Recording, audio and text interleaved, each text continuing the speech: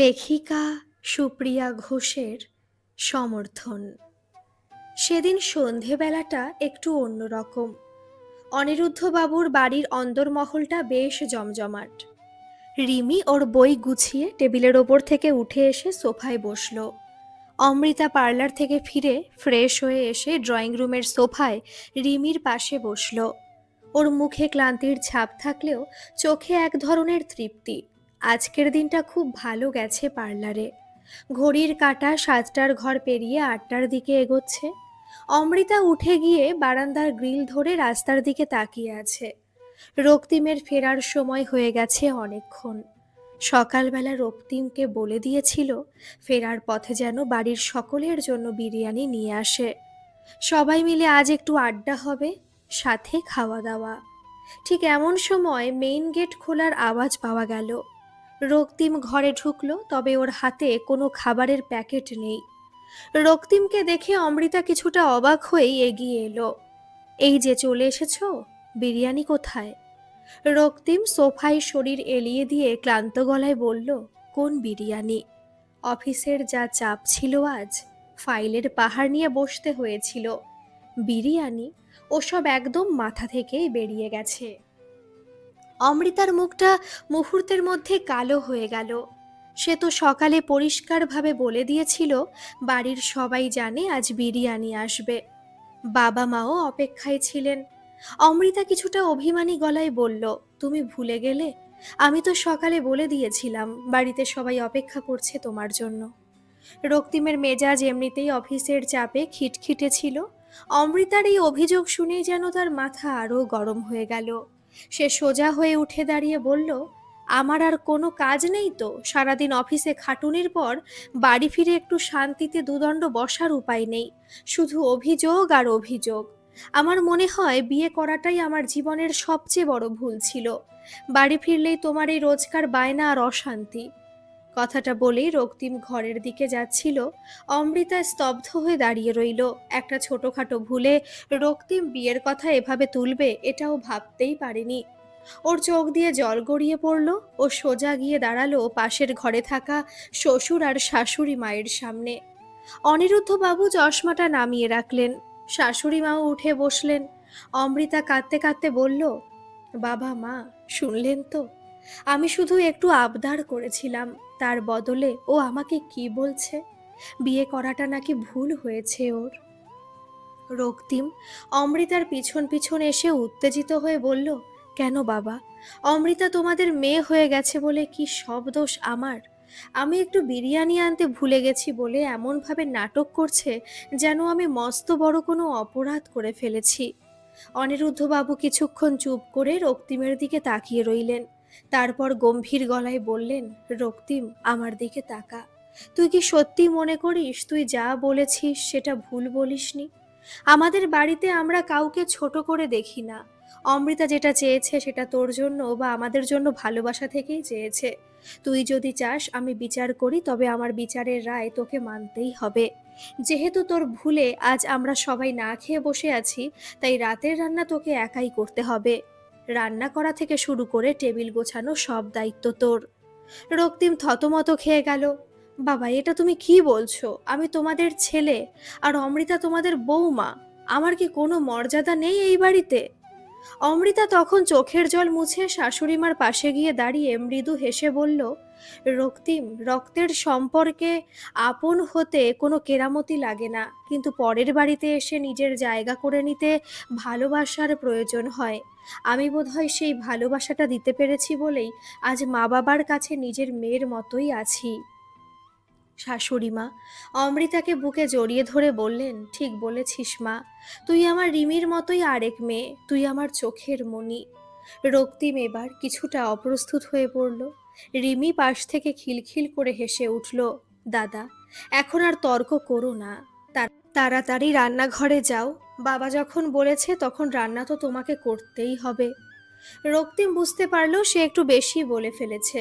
ও মাথা নিচু করে বলল, ঠিক আছে বাবা, শাস্তিটা আমি মেনে নিলাম, কিন্তু একটা কথা আছে। কাল সবাইকে আমি বাইরে ডিনারে নিয়ে যাব, যদি তোমরা আজ আমায় রান্নাঘর থেকে মুক্তি দাও। অমৃতা হেসে বলল, ঠিক আছে, তোমার শাস্তি আমি কমিয়ে দিলাম। তবে শর্ত একটাই, কাল বাইরে তো আমরা খাবোই, কিন্তু আজ রাতে আমরা সবাই মিলে রান্নাঘরে যাব। তোমার একা কষ্ট করতে হবে না। রক্তিমের মুখে এবার একটু লজ্জা মেশানো হাসি ফুটল। সে মাথা নেড়ে রাজি হলো। এরপর বাড়ির সবাই মিলে হৈ হৈ করে রান্নাঘরের দিকে পা বাড়ালো। ঝগড়ার তিক্ততা মুহূর্তেই যেন এক চিমটি চিনিতে মিটে গেল। পরদিন রক্তিমের দেওয়া কথা অনুযায়ী গোটা পরিবার মিলে শহরের নামী একটা রেস্তোরাঁয় গিয়ে ডিনার সেরে এলো। গতকালের উত্তপ্ত পরিস্থিতির পর আজকের এই হাসি ঠাট্টা যেন পুরো পরিবারকে আরও কাছাকাছি নিয়ে এলো। বাড়ি ফিরে সবাই মিলে ড্রয়িং রুমে বসলো।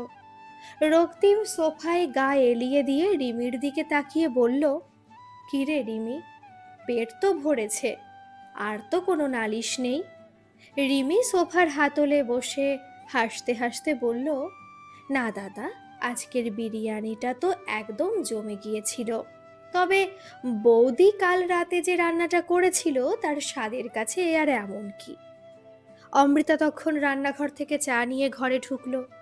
ট্রেটা টি টেবিলে রেখে এসে শাশুড়িমার পাশে বসলো।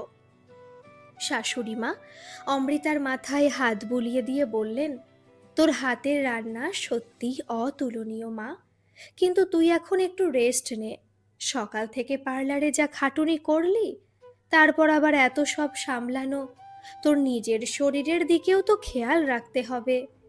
রক্তিম অমৃতাকে এক দৃষ্টিতে দেখল।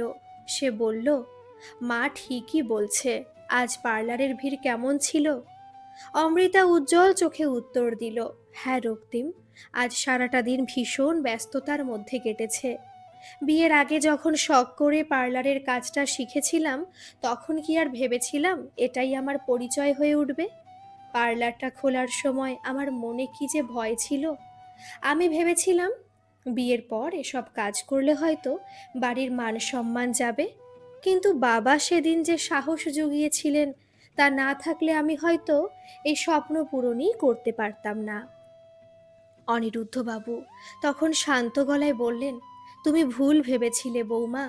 আমি সেদিনও বলেছিলাম আর আজও বলছি, হাতের কাজ একটা শিল্প, আর আমরা শিল্পের কদর করতে জানি। তোমার এই পার্লারটা এখন এলাকার সব মহিলার কাছে একটা ভরসার জায়গা হয়ে উঠেছে। এটা শুনে আমার যে কি আনন্দ হয় তা বলে বোঝাতে পারবো না। তুমি আজ যে জায়গায় দাঁড়িয়ে আছো সেটা তোমার নিজের যোগ্যতায়। রক্তিম বাবার দিকে তাকিয়ে একটু লজ্জিত হলো। একটা সময় ছিল যখন সে নিজের ইগো আর সমাজের কথা ভেবে এই পার্লারের ব্যাপারটাকে নিয়ে খুশিতে ছিল না, কিন্তু আজ পরিবারের সবার মুখে অমৃতার কাজের প্রশংসা শুনে তার নিজেরই ভুল ভাঙল। সে মাথা নিচু করে বলল, আমি আসলে গাধার মতো কাজ করেছিলাম অমৃতা, তোমাকে সেই সময় অনেক কথা শুনিয়েছিলাম। আমি বুঝিনি যে তোমার এই সৃজনশীলতা আর কাজের প্রতি ভালোবাসা যে আমাদের পরিবারের জন্য গর্বের কারণ হয়ে উঠবে। আমার সংকীর্ণ চিন্তার জন্য আমি সত্যিই দুঃখিত। অমৃতা রক্তিমের দিকে তাকিয়ে একটু হাসলো, বলল, ওসব কথা থাক না এখন, ওটা তো অতীত। তুমি যে এখন আমাকে পুরোপুরি সমর্থন করো সেটাই আমার কাছে সবচেয়ে বড় পাওয়া। রিমি তার ফোন থেকে মুখ তুলে বলল, দাদা, বৌদির পার্লারের কাজ তো এখন লোকমুখে ছড়িয়ে পড়েছে। গত সপ্তাহে আমি কলেজে গিয়েছিলাম, তখন বান্ধবীরা সব জিজ্ঞেস করছিল আমি কোথায় ফেসিয়াল করাই।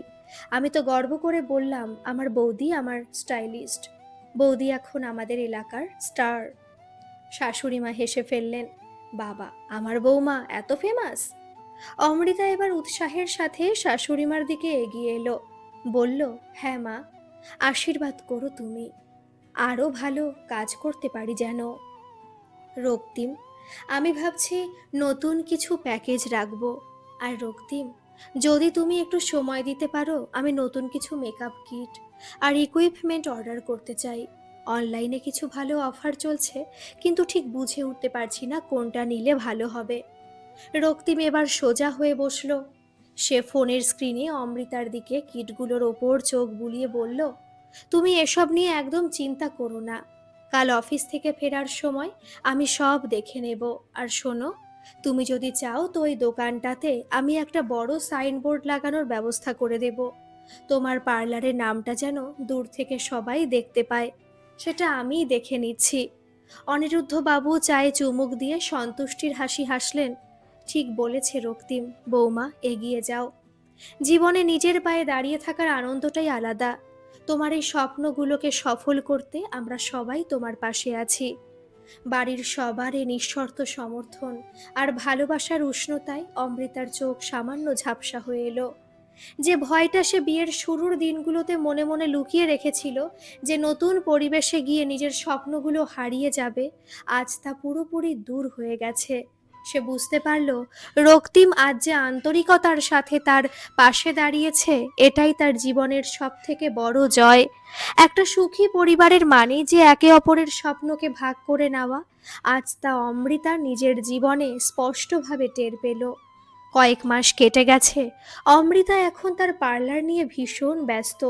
ওর পরিশ্রম আর হাতের জাদুতে পার্লারের নামডাক এখন শুধু তাদের এলাকা নয়, আশেপাশের এলাকাতেও ছড়িয়ে পড়েছে। বিশেষ করে সামনেই বিয়ের মরশুম, তাই বুকিংয়ের শেষ নেই। রক্তিমও এখন নিজেকে খুব বদলে ফেলেছে। অফিসের ব্যস্ততার মাঝেও সে সময় বের করে পার্লারের জন্য নতুন সব অর্ডার করে দেয়। সাইনবোর্ড থেকে শুরু করে ইন্টেরিয়ারের ছোটোখাটো কাজ, সবটাতেই এখন রক্তিমের সক্রিয় অংশগ্রহণ। সেদিন ছিল অমৃতা আর রক্তিমের বিয়ের দ্বিতীয় বিবাহ বার্ষিকী। সকাল থেকেই বাড়িতে সাজো সাজো রব। শাশুড়িমা রিমির সাথে মিলে অমৃতার পছন্দের সব রান্না করছেন। রক্তিম সকাল সকাল বেরিয়ে গিয়েছিল, তবে কোথায় গেছে তা কাউকে বলেনি। অমৃতা তখন পার্লারের কাজ সামলে দুপুরে বাড়ি ফিরেছে। ঘরে ঢুকে সে অবাক। ড্রয়িং রুমটা খুব সুন্দর করে সাজানো হয়েছে। রিমির হাতে বেলুন আর শাশুড়িমার মুখে একগাল হাসি। রক্তিমও সেই সময় বাড়ি ঢুকলো। ওর হাতে একটা বড় উপহারের প্যাকেট। সবাইকে অবাক করে দিয়ে রক্তিম অমৃতার সামনে এসে দাঁড়িয়ে বলল, আজ আমাদের বিয়ের 2 বছর পূর্ণ হলো। কিন্তু এই 2 বছরে আমি যত না শিখেছি তার চেয়ে অনেক বেশি পেয়েছি। বিশেষ করে তোমার কাছ থেকে শিখলাম একটা পরিবার কিভাবে আগলে রাখতে হয়। অমৃতা আবেগপ্রবণ হয়ে পড়ল। রক্তিম প্যাকেটটা অমৃতার হাতে দিয়ে বলল, খুলে দেখো। অমৃতা প্যাকেটটা খুলল। ভেতরে একটা অত্যাধুনিক স্কিন কেয়ার মেশিনের সেট, যেটা কেনার জন্য অমৃতা বহুদিন ধরে ভাবছিল, কিন্তু দামের কারণে সাহস করছিল না। শুধু তাই নয়, তার সাথে একটা আইনি নথিপত্র। রক্তিম বলল, আমি তোমার পার্লারের পার্টনারশিপের জন্য সমস্ত পেপার রেডি করিয়ে এনেছি।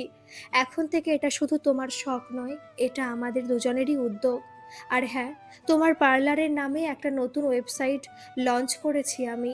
আজ থেকে তোমার কাজ সারা বিশ্ব দেখবে। অমৃতা হতবাক হয়ে রক্তিমের দিকে তাকিয়ে রইল। রিমির হাতে থাকা ক্যামেরাটা ফ্ল্যাশ জ্বলে উঠল। অনিরুদ্ধবাবু কাছে এসে বললেন, বৌমা, তুমি আমাদের পরিবারের সম্মান শুধু বাড়াওনি, আমাদের ঘরটাকে পরিপূর্ণ করেছ। রক্তিম, তুই আজ ঠিক কাজ করেছিস। সংকীর্ণ মানসিকতা থেকে বেরিয়ে এসে তুই আজ প্রকৃত মানুষের পরিচয় দিলি।